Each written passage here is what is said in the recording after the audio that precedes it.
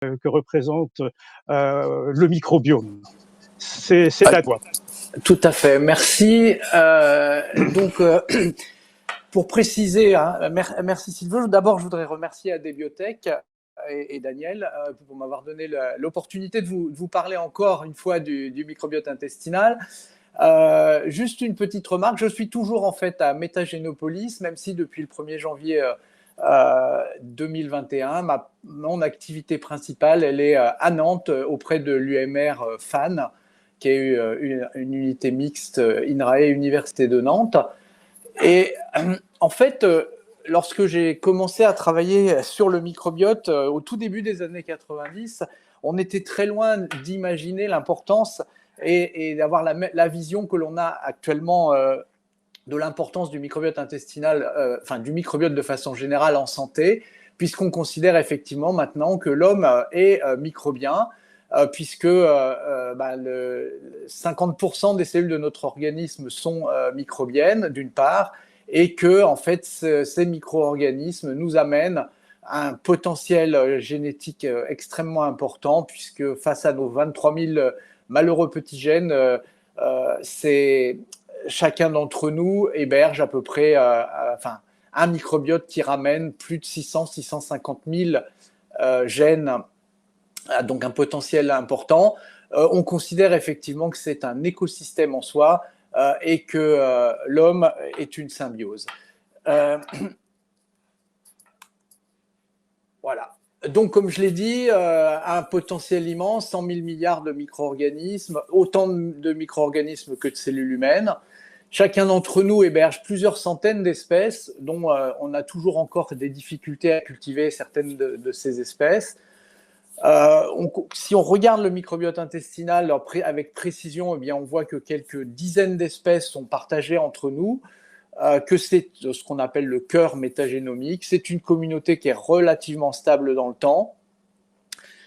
Un organe à part entière qui interagit avec notre alimentation, en particulier via les fermentations et la transformation des polyphénols, via l'interaction importante avec nos propres cellules et le rôle de ce microbiote dans la maturation du système immunitaire est maintenant bien reconnu, mais en fait, il interagit pratiquement avec toutes les cellules de notre organisme. Et il est là également pour nous protéger contre l'implantation de pathogènes, c'est ce qu'on appelle l'effet barrière. C'est un organe à part entière, mais qui joue un rôle, ou ces déviations de cet organe va jouer un rôle dans un nombre assez important de maladies. Plus on avance, plus on se rend compte que plus la liste des maladies pour lesquelles le microbiote joue un rôle est important. Et puis, n'oublions pas que, associé à ces 600-650 000 gènes que nous portons, eh bien, des milliers de métabolites ou de petites molécules sont fabriquées par ce microbiote avec évidemment un intérêt potentiel fonctionnel, parfois encore à découvrir. Ce mutualisme, cette symbiose, elle va commencer au moment de la naissance, dès la naissance, puisque après quelques années de controverses, on considère maintenant qu'effectivement le bébé est stérile in utero, et donc la colonisation va commencer dès la rupture de la poche des os, et donc dès le début du processus de naissance. Et cette colonisation va durer pendant les premières années de la vie. Et ce qui est très important en fait à retenir, c'est que en parallèle de ce développement du microbiote intestinal, eh bien, nous avons la maturation de l'intestin et surtout la maturation du système immunitaire et système immunitaire intestinal. Et on considère que ces événements sont essentiels pour définir une symbiose. On va considérer effectivement le bébé comme un holobionte, une association entre ces cellules et les micro-organismes qu'il va héberger petit à petit. Si cette symbiose est maintenue, eh bien, on considère qu'on aura eu un organisme en bonne santé, et en cas de rupture écologique ou rupture de tolérance, eh bien, on va avoir des susceptibilités ou voire une augmentation du risque de développer des maladies. Et bien entendu, plus on avance ces dernières années, plus on se rend compte que cette symbiose, il faut la prévenir. Et puis, ça peut être aussi un endroit, un endroit pour intervenir, pour essayer de maintenir l'équilibre et la santé de l'holobionte. Dès les années 2010-2012, en fait, nous avons créé Metagenopolis. Donc, Metagenopolis, qui est un ensemble de plateformes dédiées à l'étude du microbiote, des microbiotes. Et nous avons en particulier un pipeline d'analyse du microbiote intestinal, des microbiotes plutôt, je devrais dire, pas simplement intestinal, qui commence évidemment par l'analyse de cohortes d'individus. Plus les cohortes sont importantes, plus nous avons de sensibilité dans la détection. La première étape étant l'extraction donc le prélèvement et l'extraction dans les conditions les plus standardisées possibles. On va ensuite générer, donc nous on fait ce qu'on appelle la métagénomique shotgun, donc on va du séquençage complet.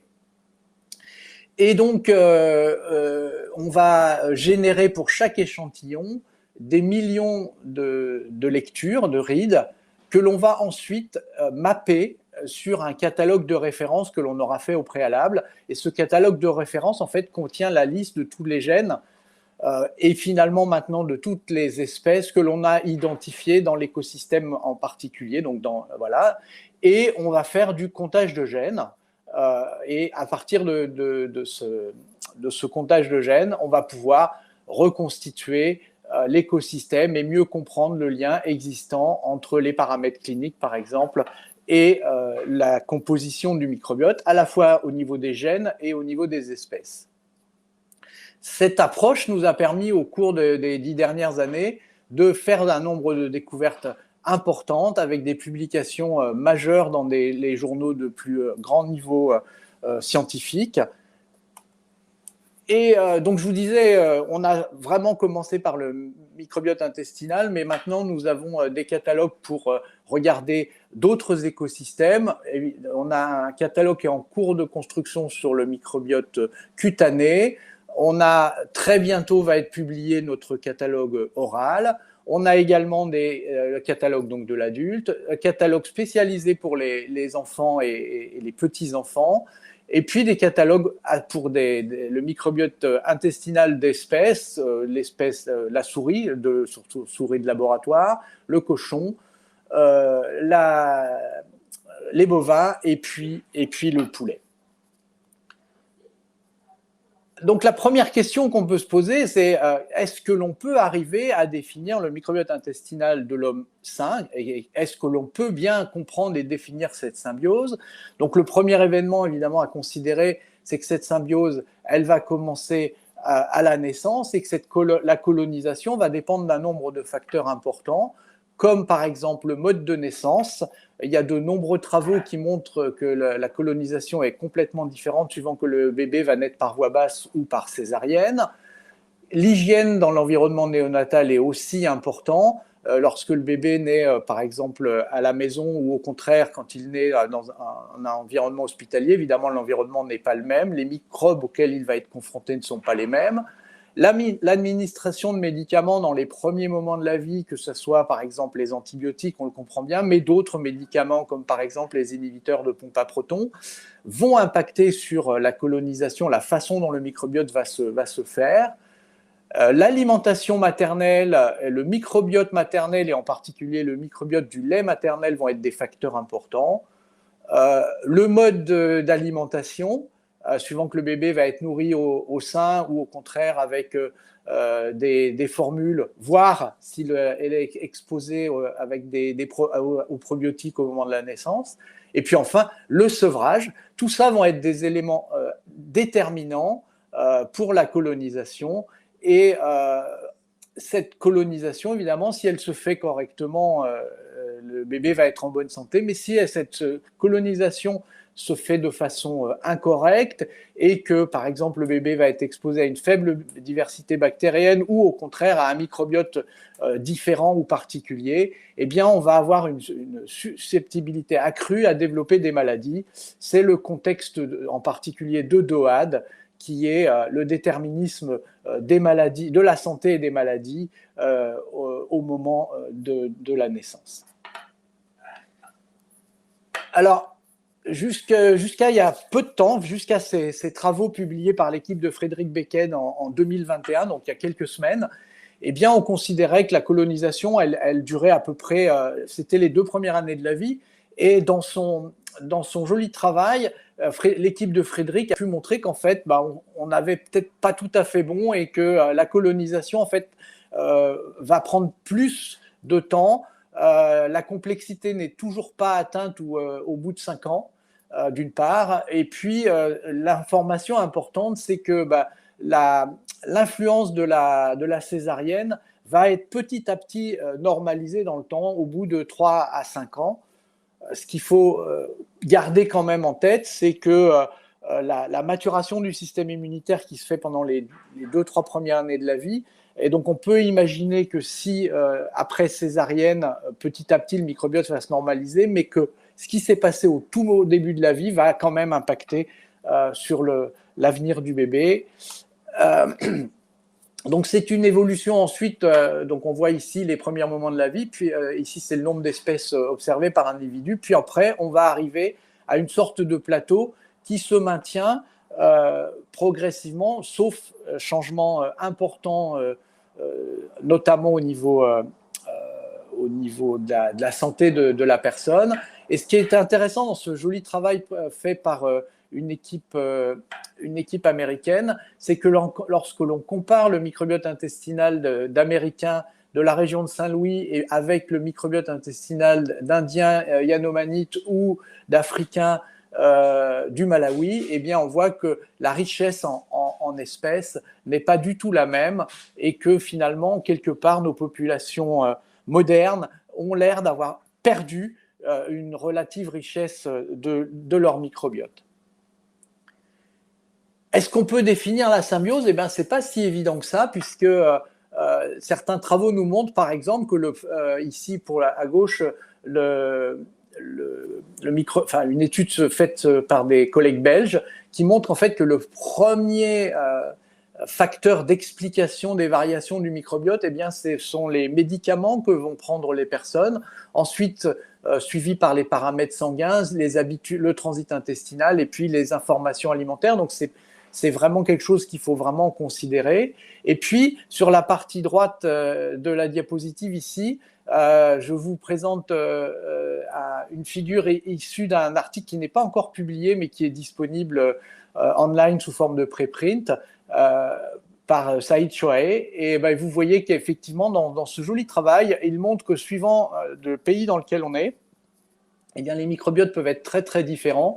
Et le microbiote d'individus avec une alimentation non occidentale va être très différent du microbiote européen. Et vous voyez qu'il y a une vraie évolution entre les différents microbiotes. Donc, définir le microbiote intestinal moyen nécessite de tenir compte d'un nombre de paramètres très, très importants. Quoi qu'il en soit, dès 2011, nous avions pu montrer que, grosso modo, le microbiote intestinal était représenté en 3 grands écosystèmes, 3 grands, ce que l'on a appelé entérotypes, qui étaient des assemblages bactériens, en fait, des communautés dominées par soit des bactéroïdes, soit les Prevotella, soit les ruminocoques, mais qui correspondaient réellement à des assemblages de différentes espèces et qui étaient directement liés avec les habitudes alimentaires. Et puis, une autre découverte très importante que l'on a pu faire aussi dans les années 2013, c'est l'importance de la richesse à la fois en gènes et en espèces. Et on a pu identifier, en fait, séparer les populations générales en 2 grands groupes. Un groupe avec un microbiote appauvri, ce que l'on avait appelé les gens avec low gene count, avec un faible nombre de gènes. Et puis un groupe avec un nombre de gènes beaucoup plus important, plutôt autour de 600-650 000 gènes, qu'il existait un lien fort entre les entérotypes et la richesse du microbiote, d'une part, et puis qu'en fait, cette perte de richesse retrouvée ici, eh bien, elle était de plus en plus le nombre de gens avec une perte de richesse était complètement associé à l'état de santé de la personne, puisque dans la population générale, on retrouve à peu près 15% des gens avec un microbiote pauvre. Et ce nombre augmente à 40% dans une population d'individus en surpoids ou en obésité modérée. Et vous voyez que dans le cas d'une obésité morbide, on arrive plutôt autour de 75 à 80% des individus qui ont une perte de richesse du microbiote.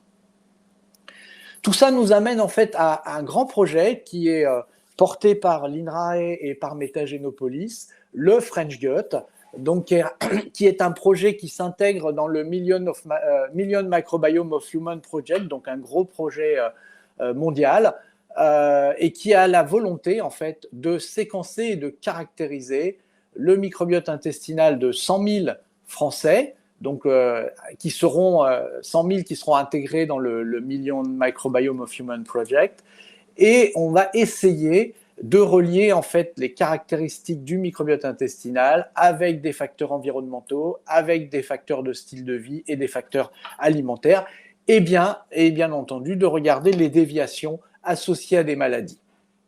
Et déjà sur cette planche, vous pouvez voir le nombre de maladies pour lesquelles on décrit en fait des modifications du microbiote intestinal.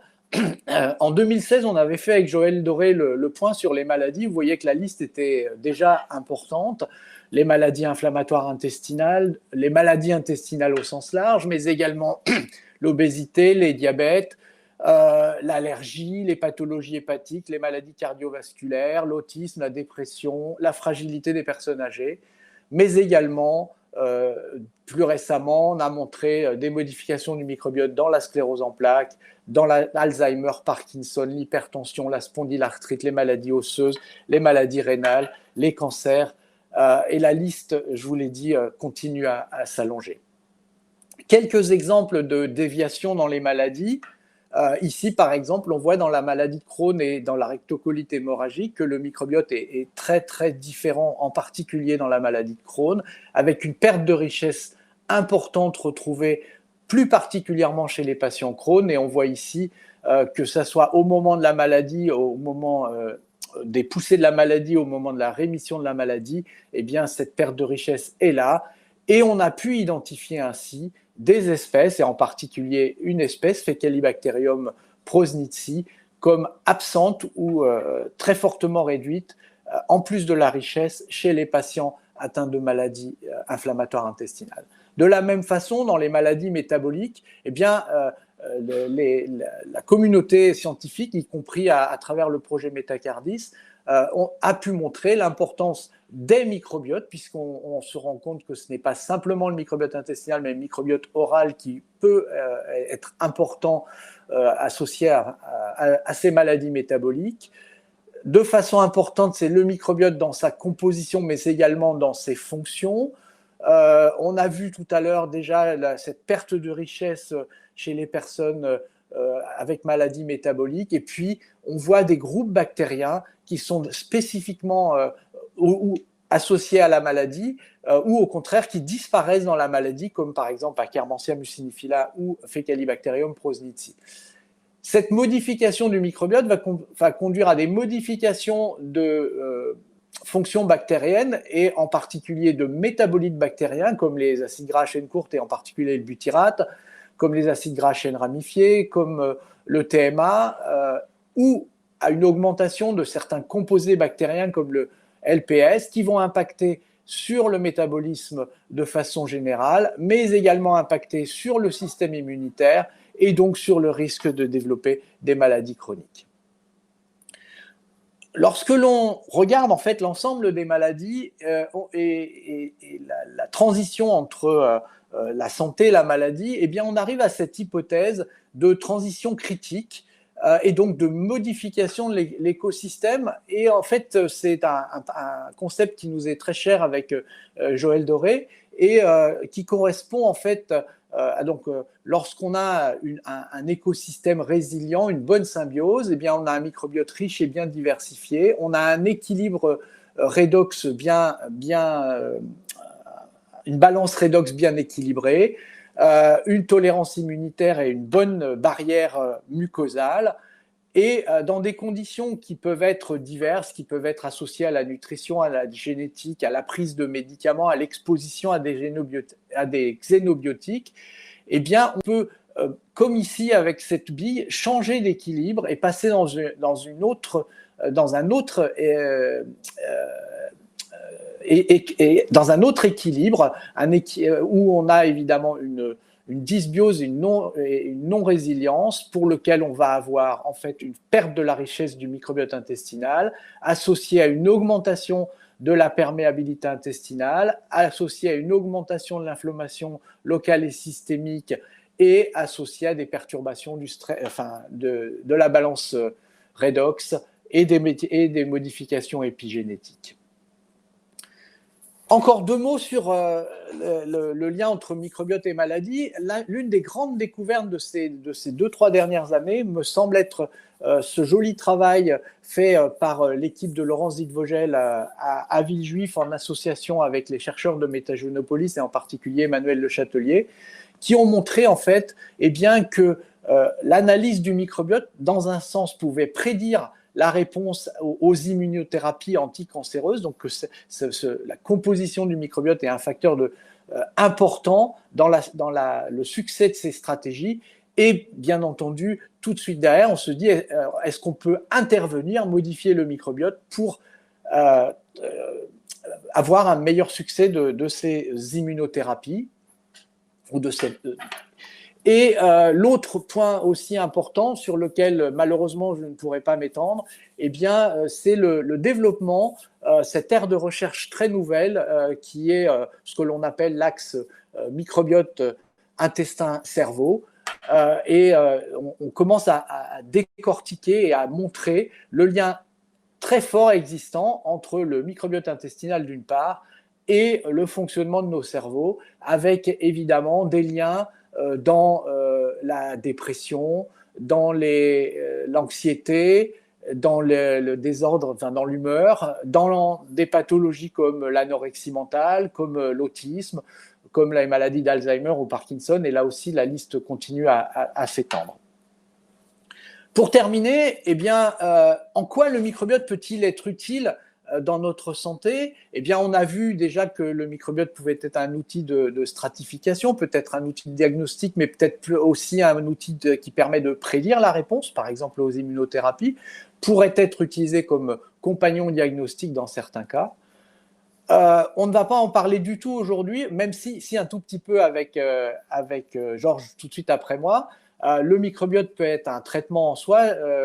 En particulier, vous connaissez tous la transplantation de microbiote fécal comme outil thérapeutique, mais également le développement finalement de ce qu'on appelle les Live Biotherapeutic Products. Et tout de suite après moi, Georges va en parler.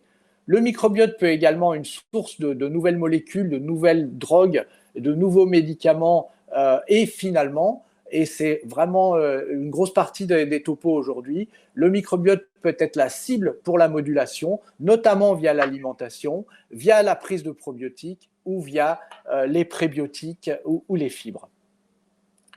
Voilà, je vous remercie. Ma conclusion, elle est toute simple. Je pense qu'on a encore besoin de beaucoup de connaissances sur ce microbiote. On se rend compte que plus on avance, plus on découvre et plus on se rend compte de l'importance dans notre vie. On a besoin de grandes cohortes et je pense que le projet Le French Gut va être un projet phare pour bien comprendre ce microbiote intestinal. On doit continuer à travailler et je vous remercie. Merci beaucoup Hervé pour cette excellente présentation et vraiment qui brosse un panorama vraiment très, très bien résumé de l'importance de cet organe déterminant. Je crois qu'il y a quelques questions. Est-ce que, Johan, est-ce que vous pouvez afficher les questions? Allô, allô? Oui. Ah. Quel est le timing pour avoir le catalogue complet pour le poulet? Alors ça, c'est une bonne question. C'est pas à moi qu'il faudrait le poser, mais il y a un consortium à l'heure actuelle autour du catalogue poulet et je pense qu'il va être libéré assez prochainement. Je ne sais pas le détail sur les dates, je suis désolé. Très bien, donc pas de réponse pour le poulet pour le moment. Voilà, c'est en cours. Il y a un consortium qui s'est constitué, mais voilà. Y a-t-il un lien de causalité prouvé entre microbiote et maladie? Là, je crois que ça a été… Alors ça, c'est une excellente question. Alors, depuis longtemps, moi, je dis que le microbiote, la causalité, je ne suis pas sûr que ce soit le bon terme. Moi, je pense que le microbiote intestinal est un contributeur à un certain nombre de pathologies. On a vu effectivement, et on voit très souvent dans nos modèles animaux, que le transfert, par exemple, du microbiote d'un individu malade dans une souris est capable quelque part de transférer, pas toujours la maladie elle-même, mais au moins la susceptibilité à la maladie. Donc, je pense que les expériences de transfert chez l'animal le montrent clairement. Et puis, de façon aussi importante, mais même si ce n'est pas encore complètement démontré chez l'homme, mais la transplantation de microbiote sain, chez des patients est capable parfois de réverser la maladie. On l'a vu dans des maladies auxquelles on ne s'attendait pas, comme par exemple dans la réaction du greffon contre l'hôte, où les études cliniques nous montrent qu'on arrive, en mettant un microbiote entre guillemets d'un individu sain, on arrive à sauver des patients. Donc je pense que le rôle contributeur, il est évident. La causalité, ça va dépendre en fait d'une pathologie à l'autre. Et parfois, c'est juste un des facteurs. Si vous transférez le microbiote intestinal d'une personne obèse, mais que associé, vous ne changez pas le régime alimentaire de la souris, la souris va prendre un petit peu de poids, mais elle ne va pas devenir obèse. Donc c'est vraiment un rôle contributeur, il me semble. Et je pense que Georges va revenir justement sur ces aspects-là. Peut-on donc définir un gut microbiote sain? Alors, c'est ce que je disais, on n'en est pas encore là. Je pense qu'on a besoin, quand on regarde en fait le nombre d'individus pour lesquels le microbiote a été bien caractérisé, on se rend compte que on commence à avoir les grands traits, on commence à connaître les grandes espèces, on commence à savoir l'importance de la richesse, combien d'espèces il faut, combien de gènes il faut pour pouvoir définir un microbiote sain. Mais je pense qu'on a encore besoin de plus de travaux, et le projet, le Million Microbiome of Human Project et le French Gut vont être essentiels pour arriver à une bonne définition de ce microbiote sain. Très bien, je crois que dans l'intérêt du temps et les impératifs de Georges, on va peut-être lui passer tout de suite la parole. D'accord. Et on pourra revenir en fin de webinaire. Tout à fait.